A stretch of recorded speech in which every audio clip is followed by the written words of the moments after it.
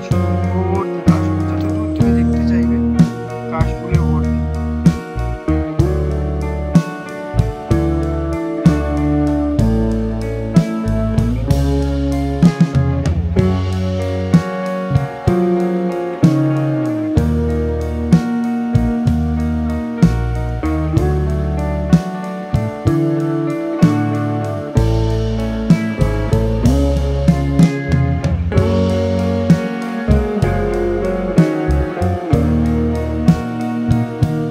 Hello friends, welcome to my channel ছোটো time. চলো আজকের জন্য বাঁচি। অন্যান্য দিনের মতো আজকেও আমরা দুজন বন্ধু মিলে বেরিয়ে পড়লাম একটু ঘুরতে যাওয়ার উদ্দেশ্যে। তো কোথায় যাব ভেবে পাচ্ছিলাম না, তাই ভাবলাম এই বর্ষার মৌসুমে যাই একটু বেলপাহাড়িই ঘুরে আসি।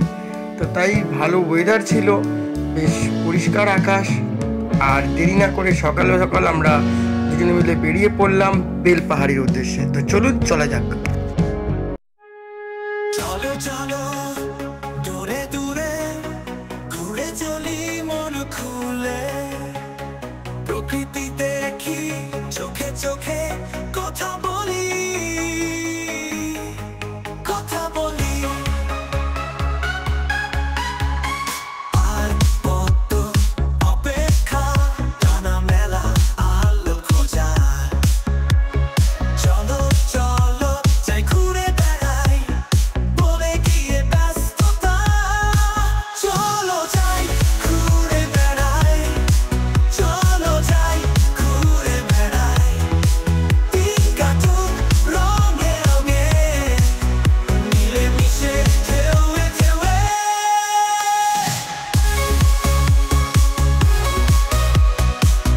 চলো ঘুরে বেড়াই। তো বহুবার ভাবি যে অভিরাজ হোটেলে আসবো, যখন এখান থেকে পাস করে এখান থেকে অন্য কোনো জায়গায় রাইডে যাই, আসা হয় না। আজকেও এসেছিলাম অভিজিৎদার সঙ্গে দেখা করবো বলে। তো এই সেই অভিরাজ হোটেল, যখন আমি কন্যাকুমারী গেছিলাম আমি এখানে রাত্রিবেলা স্টে করেছিলাম এবং আমাকে এরা প্রচুর খাতির যত্ন করেছিল। তো সত্যি কথা অনেকে হয়তো বলতে পারে যে আজ 2 বছর পরে কেন এখানে এলাম। অ্যাকচুয়ালি যতবারই এসেছি কেউ না কেউ সঙ্গে থেকেছে, একসঙ্গে গ্রুপ রাইড করেছে, দাঁড়ানো হয়নি। তো আজকেও সে নেই, তাকে ভিডিওটা পরে আমি পাঠিয়ে দেবো। তো অনেকদিন পর এখানে ঢুকলাম, চা খেয়ে বসে বেরিয়ে যাবো। মিলে মিশে ঢেউয়ে ঢেউয়ে। আকাশ জুড়ে তারা দেখি, মেঘে খেলা সূর্যের রেখি। মনে লাগে সুখে হাওয়া, চলো চলি একসাথে। চলো স্মৃতিগুলো রেখে পিছে, নতুন পথে চলো মিশে। হাসি মুখে সুখের ঝিলিক, সাথে চলি নাচে গাই। চলো যাই ঘুরে বেড়াই, চলো যাই ঘুরে বেড়াই। দিন কাটুক রঙে রঙে, মিলে মিশে ঢেউয়ে ঢেউয়ে।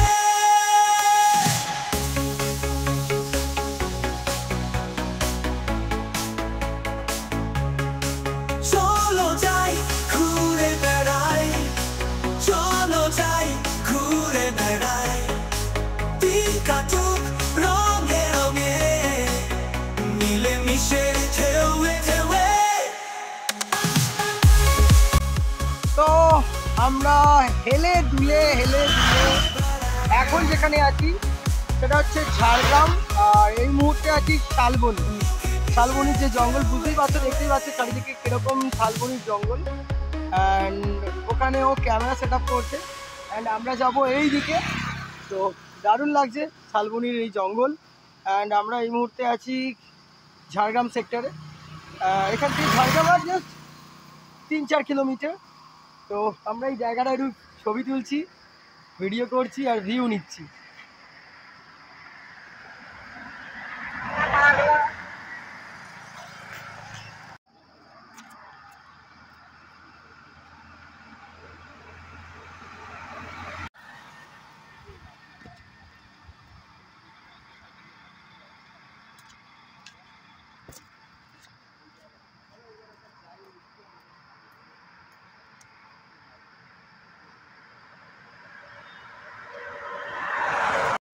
তো সাঁতরাগাছি পেরোনোর পর, কোলাঘাট পেরোনোর পর, শালবনি জঙ্গল পেরোনোর পর আমরা আস্তে আস্তে ঢুকে পড়েছি ঝাড়গ্রামের পুরো মেন টাউন জায়গায়।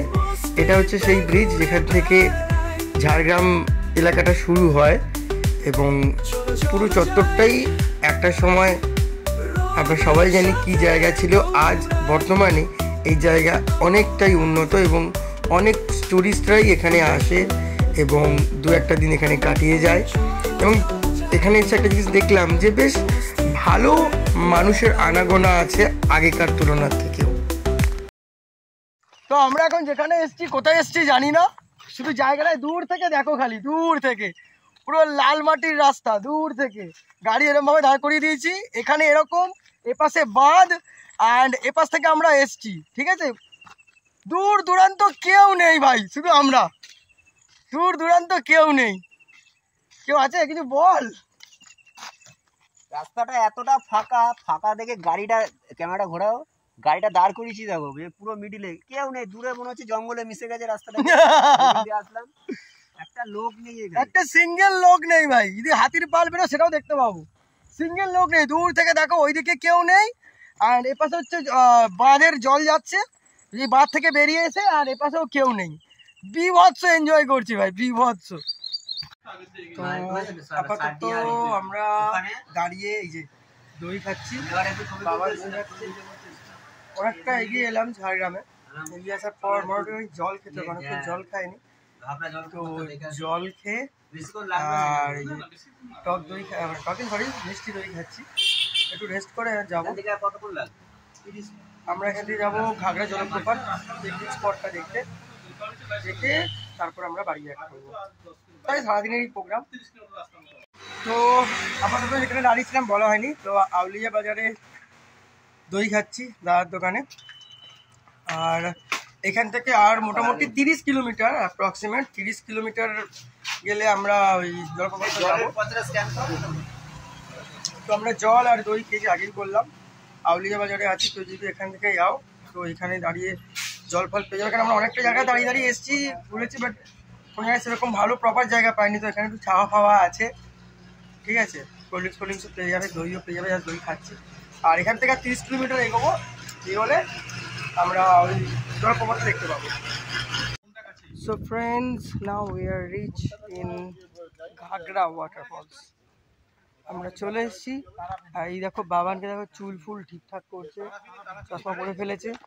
অ্যান্ড আমরা সেই সকালবেলা থেকে বেরিয়ে এই মুহূর্তে চলে এসেছি জায়গাটাকে ভিজিট করব বলে। চলো, বাবান ওখানে ক্যামেরা সেট আপ করছে। অনেকদিন পর বেরোলাম, ন্যাচারালি অনেকদিন পর বেরোলাম, বেরোনো হচ্ছিল না, সাডেন প্ল্যান। তো চলো জলপ্রপাতটা দেখে নেওয়া যাক। সবাই এখানে দেখতে পাচ্ছি যে টুকটাক টুরিস্ট তো আছে, অ্যান্ড এটা একটা টুরিস্ট স্পটও বটে। এটা একটা সময় খুব ভাইরাল হয়েছিল, সবাই এখানে এসে ফটোশ্যুট করেছে, ভিডিও করেছে। তো বাবা নাচছে ওখান থেকে। চলো আমি আস্তে আস্তে এগোই, নাহলে দুজনেই যখন ব্লগ করবে তখন দুটো ভয়েস দুদিক দিয়ে ক্র্যাশ করে যাবে। তো এসে পৌঁছে গেছি। জলপ্রপাতের আওয়াজটা শুনলেই ভীষণ ভালো লাগে। আমি একবার ব্যাকগ্রাউন্ডে দেখাচ্ছি, এই হচ্ছে সেই ঘাগড়া জলপ্রপাত। এখানে সত্যি ইচ্ছে করছে চান করতে, বাট চান করার মতো কিছু নিয়ে আসিনি, আই এম সরি। চলো আস্তে আস্তে দেখে দেখে যেতে হচ্ছে, কারণ পুরো পাথর।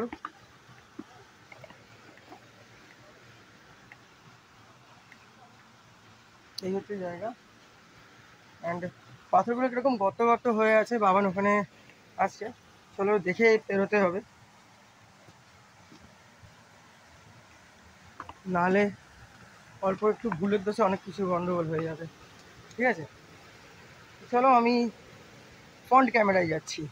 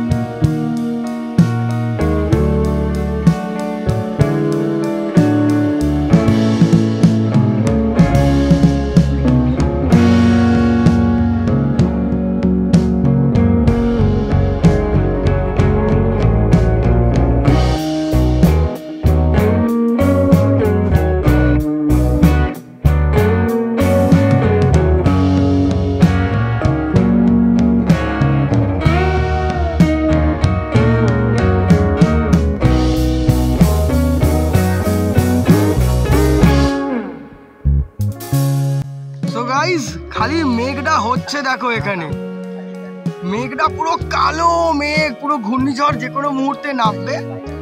ঠিক আছে, এপাশের ওয়েদার পুরো পরিষ্কার ক্লিন। ঠিক আছে, অ্যান্ড এপাশের ওয়েদার দেখো খালি বিভৎস কালো মেঘ, মানে নামবে যখন ঝাঁপিয়ে নামবে।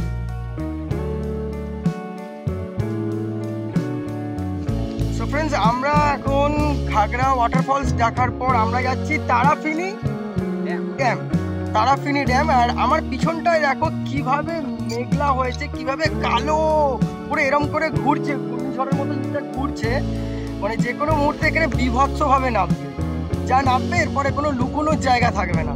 অ্যান্ড সিরিয়াসলি বেলপাহাড়িতে এই বর্ষার সময় আসার, মানে আমার ব্যাকগ্রাউন্ডে দেখতে পাচ্ছি যে গ্রিন যে সিনারি, মানে তার মানে ভাষাই খুঁজে পাচ্ছি না যে কি বলবো। এত ক্লিন আর এত ক্রিস্টাল এইচডি লাগছে, ওখানে নিজেকে মনে হচ্ছে কালো কালো।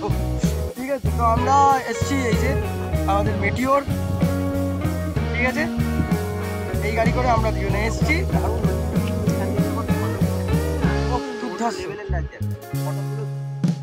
ও সেই সেই।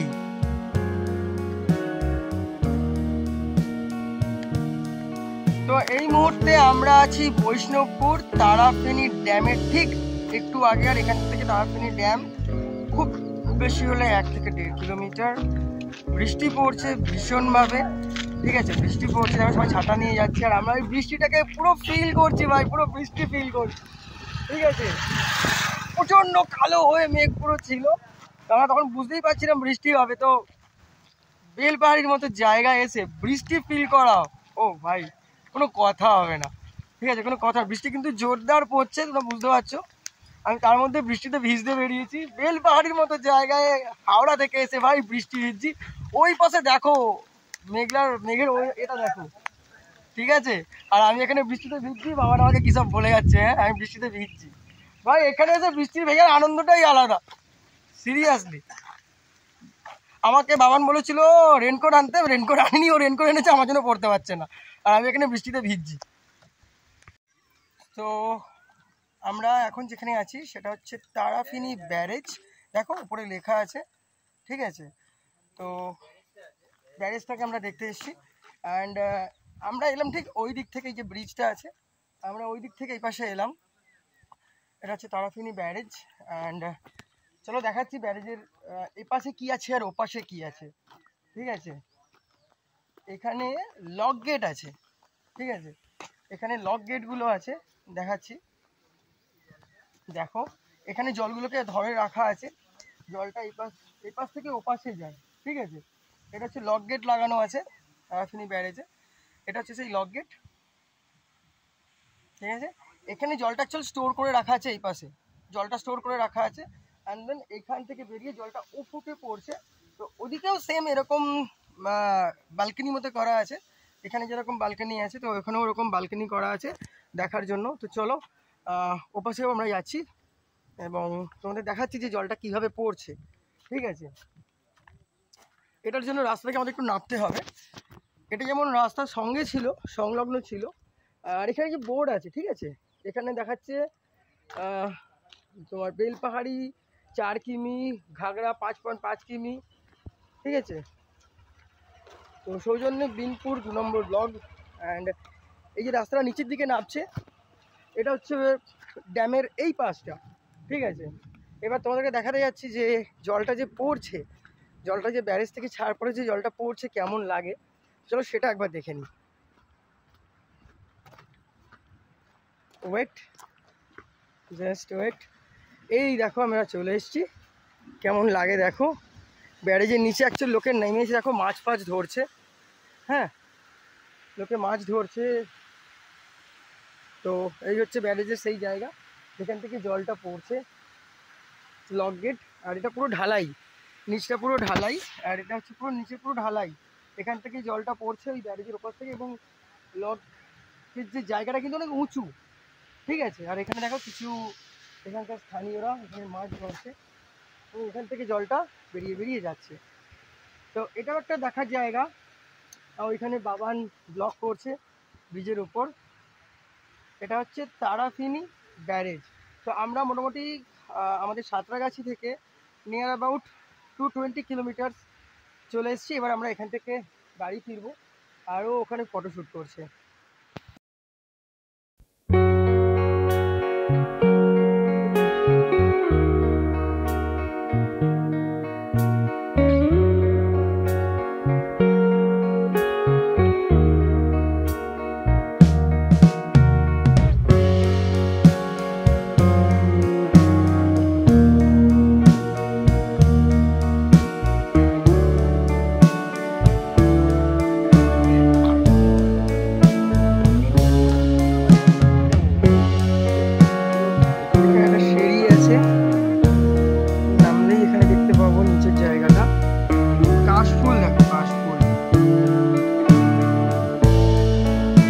বাবার নিচে নামছে, ঠিক আছে, নিচে পুরো ঝর্ণার জল ফল করা যাচ্ছে। আর এখানে কাশফুল দেখো, ভর্তি কাশফুল, ভর্তি কাশফুল, দেখতে চাই কাশফুলে ভর্তি।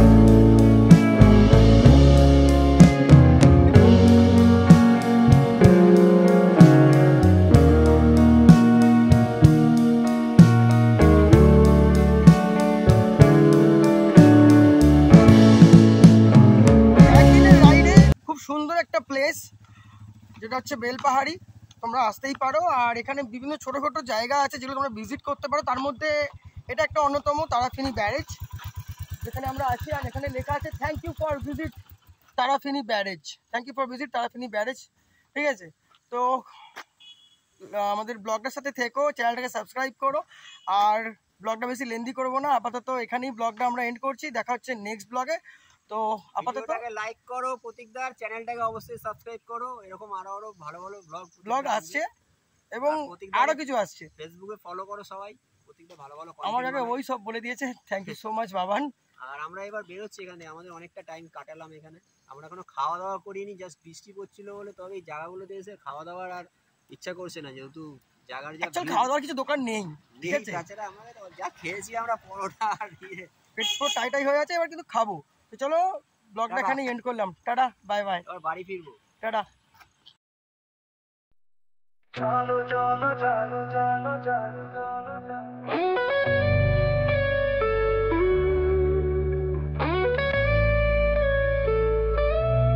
চলো চলো যাই, মস্তিতে ঘুরে বেড়াই।